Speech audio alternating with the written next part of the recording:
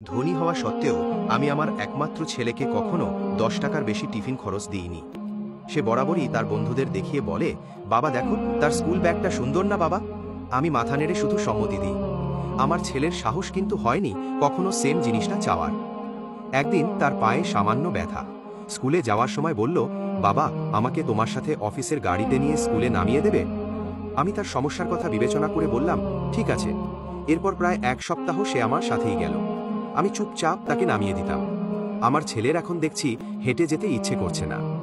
পরের দিন সকালে আমাকে বলার আগে আমিই বলে দিলাম, অফিসিয়াল জিনিস ব্যক্তিগত ব্যবহারের জন্য নিষিদ্ধ। বাড়ি থেকে স্কুল ১০ মিনিটের পথ। নির্দিষ্ট সময়ের আরও কিছুক্ষণ আগে বের হবে, হেঁটে যেতে পারবে।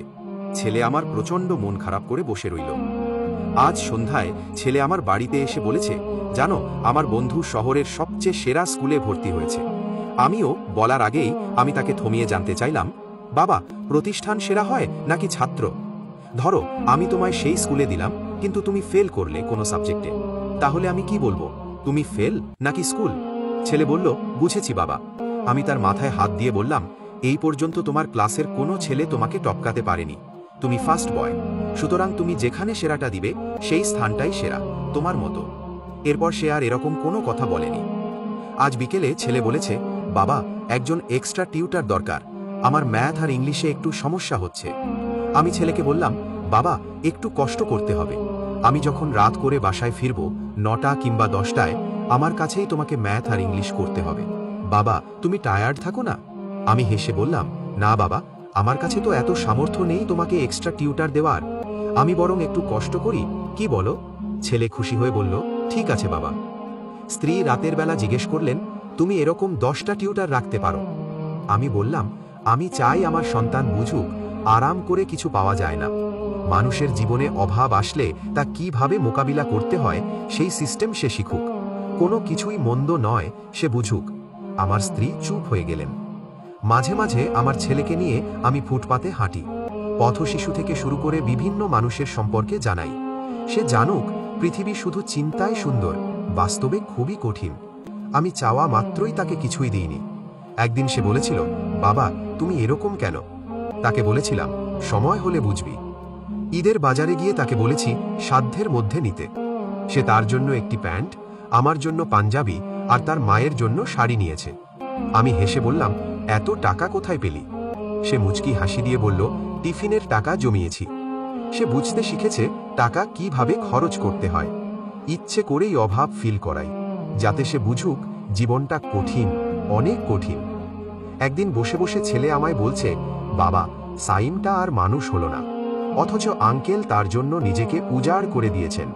যা চেয়েছে সে তার সবটাই তাকে দিয়েছেন। আমি ছেলেকে বললাম, আমি কি তোমাকে কিছু দিতে? ছেলে আমার দিকে তাকিয়ে বলল, প্রতিটা চাহিদা পূরণ করে শিখিয়েছ অভাবে যেন স্বভাব নষ্ট না হয়।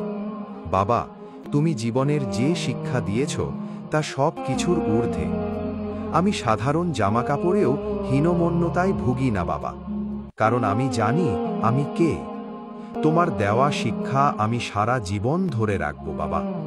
চাওয়া মাত্রই পেয়ে গেলে আমি কখনোই জানতাম না ৫০ দিন না খেয়ে টিফিন মানি জমালে ৫০০ টাকা জমা হয়। তুমি আছো বলেই সম্ভব।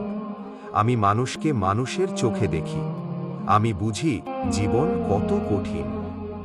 প্রায় ১০ বছর পর ছেলে প্রাইভেট কার কিনেছে নিজ ইনকামে। হাসতে হাসতে বলে, বিগত ৫ বছরের টিফিন মানি আর বোনাসের টাকা জমিয়ে এটা কিনেছি। বুঝতে পারলাম ছেলের আমার সঞ্চয় হয়েছে, সাথে হয়েছে মানুষও। সপ্তাহখানিক পর যাবতীয় সম্পত্তি তার নামে লিখে দিয়ে বলল, তোমরা সাথে থেকো, আর কিছু লাগবে না। আজ তাকে বুকে জড়িয়ে ধরে আমার স্ত্রী নীলিমাকে বললাম, দেখেছ আমি ভুল করিনি। আমি আমার সন্তানকে মানুষ করতে গিয়ে জীবনের শ্রেষ্ঠ শিক্ষাটাই দিয়েছি, যেমনটা আমার বাবা আমাকে দিয়েছিলেন। আমি অভাবে সন্তানকে লজ্জিত হওয়া নয়, বরং দৃঢ়